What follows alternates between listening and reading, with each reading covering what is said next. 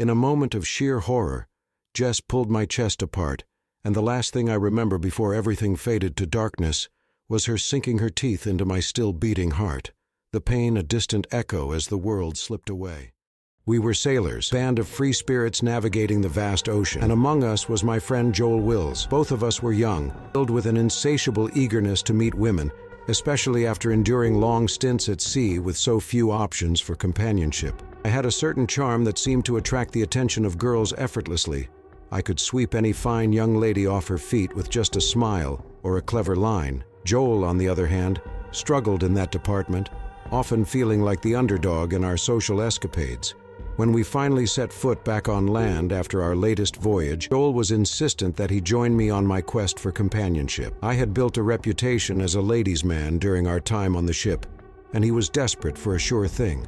With Valentine's Day just around the corner, it seemed like the perfect opportunity to find some company. Couples would be out enjoying romantic dinners, while singles like us would be on the prowl, searching for dessert, or in our case, something much sweeter. I envisioned us encountering several groups of 2 or 3 girls, which would suit our plans perfectly. We made a mental note to steer clear of larger groups, particularly those of 3, as that often left one girl feeling bored and ready to leave. As the sun dipped below the horizon on that fateful night, Joel arrived with a big, goofy grin plastered across his face, already looking somewhat buzzed. I thought to myself, great, slurring his words wasn't exactly the best way to approach women, and I briefly considered ditching him early on. But he was here now, and I felt a sense of responsibility to guide him through this chaotic nightlife. Led him to our first stop, Ralph's. Ralph's was a hotspot sure to be packed with singles, but as we approached several girls, it quickly became evident that luck was not on our side. Every girl we approached, even those I tried to charm alone, showed little to no interest. I had never faced such an overwhelming tide of rejection in a single night. It was impressively embarrassing, to say the least. After a series of failed attempts, we left Ralph's, nearly getting laughed out of the place when Joel, in a drunken mishap, spilled his rum and coke all over his crisp white Oxford shirt. In a fit of frustration, he took off the shirt right there outside and tossed it into an alley, now wearing only a windbreaker and a crewneck t-shirt that looked decidedly less than appealing. The next 2 bars we tried were even worse. Joel's drunkenness escalated, and his coherence began to slip away. By just past midnight, I was ready to call it a night, reflecting on the idea that I should have sent him home in a cab and gone out to find someone on my own. But instead, we found ourselves at the White Rabbit. Unfortunately, we had missed the DJ I had been eager to see, and the bar was now filled with lounge music, with only couples lingering around. I was tired, tipsy, and Joel was on the verge of passing out. Then in the back of the bar, I spotted them. 2 women shared a small booth, and they appeared to be around our age, perhaps a touch younger, and undeniably attractive, even in the dim lighting. One was a brunette and the other was a redhead, though I couldn't shake the feeling that the redhead was wearing a bob-cut wig. As I glanced over, I noticed they were looking at us. The brunette locked eyes with me and then glanced down, breaking eye contact. Bingo. That was a sign of interest, and it filled me with a surge of hope. I turned to Joel and told him I was heading to the restroom. But in reality, I was making my way over to their booth with purpose. I introduced myself and asked if I could join them. They exchanged smiles and soft giggles before inviting me to sit. The brunette introduced herself as Jess, and she seemed genuinely interested in me. The redhead, named Crystal, had a demeanor that led me to suspect she might be some sort of performer, perhaps a stripper. She appeared less engaged until Joel, in his usual clumsy fashion, stumbled over. From across the bar, Joel noticed I was with the girls and barreled in, oblivious to the subtle dynamics at play. Crystal, perhaps sensing his drunken charm, pulled him down beside her, getting overly friendly in a way that made me a bit uneasy. Jess, eager to lighten the mood, ordered a round of tequila shots, and just like that, our night began to spiral. Miraculously, Joel was still somewhat functioning, but in a moment of sheer horror, he accidentally tugged on Crystal's hair. I winced as I realized it was indeed a wig, and beneath it she had a bald head marked with open sores. Crystal panicked and rushed to the bathroom, with Jess following close behind. In a fit of frustration, I slapped Joel hard across the face. He looked shocked, but given his state, I knew he wouldn't remember it. I attempted damage control as I waited for the girls to return. When Jess finally emerged, I offered a sincere apology for Joel's behavior. She smiled and assured me it was fine, but wanted to share something with me. She and Crystal had met while undergoing chemotherapy a few months prior. They were both bald and thankfully in remission.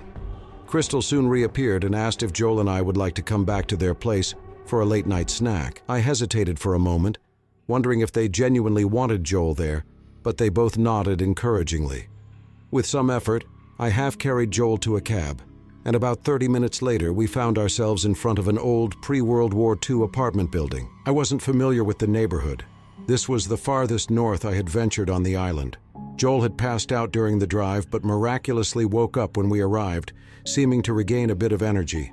We climbed the stairs to their apartment on the 3rd floor, which smelled stale and old, as if it hadn't been cleaned in decades. Inside, their apartment was surprisingly nice.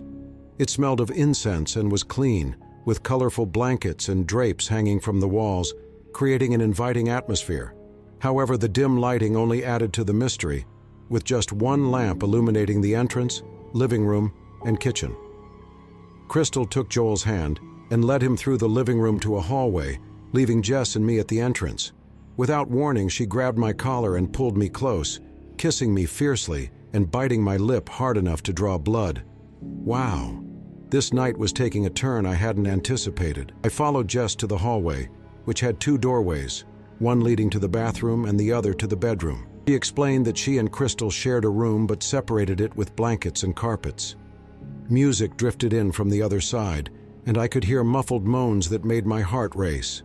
Jess opened a bottle of red wine and poured us each a glass. As we settled onto the bed, the music from the other room grew louder, transforming into heavy metal. Jess commented that Crystal could get pretty loud and usually turned up the music to drown it out. I didn't mind. I figured Joel would pass out soon, leaving just Jess and me. I even entertained the thought that perhaps Crystal could join us later. As I sat on Jess's bed, she climbed onto me, and my wine glass awkwardly remained in my hand. When she swung her leg over to straddle me, the glass shattered, spraying wine everywhere. She laughed, unfazed by the mess, and went to fetch a dustpan. While she was gone, I impulsively stripped the bed, pulling off the sheets, only to immediately regret my decision. The mattress was covered in stains, huge blotches of a brownish-red color that screamed dried blood. Different shades indicated they were from various times. Then I noticed the handcuffs. Each leg of the old metal bed frame had a set of cuffs locked to it, and they were all stained. Suddenly, I heard a floorboard creak behind me. Before I could turn around, something cracked against the back of my head. Glass shattered around me and everything went black. When I drifted back to consciousness, the heavy metal music had quieted down. My head throbbed painfully. I opened my eyes to find myself alone on the bed, stripped of clothing. The blankets that had separated the 2 bedrooms had been pulled down, revealing a horrifying sight. There lay Joel, tied to the 4 posts of Crystal's bed. His abdomen was covered in blood, and his chest had been ripped open, exposing his ribcage. Crystal knelt over him, cupping blood from his empty chest cavity and washing her face with it in a grotesque display of savagery. But this wasn't the Crystal we had met. Her wig was gone, revealing a bald head covered in frightening open sores. In the dim light, I could barely make out more of her grotesque figure. I turned back to the room I was in, and my heart dropped as I saw Jess standing in the doorway, also naked. Her wig was gone, and she had the same open sores on her scalp. Her eyes were sunken deep into her skull, reflecting an eerie light, almost like a cat's. Her jaw jutted out in a terrifying underbite, revealing teeth that were jagged and sharp, teeth I hadn't noticed before.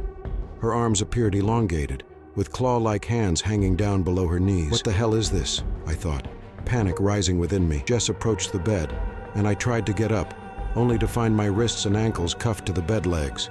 I struggled against the restraints, but the metal wouldn't bend or yield. Jess crawled onto the bed, straddling me, dragging her nails down my chest, exposing my ribcage with a sickening ease.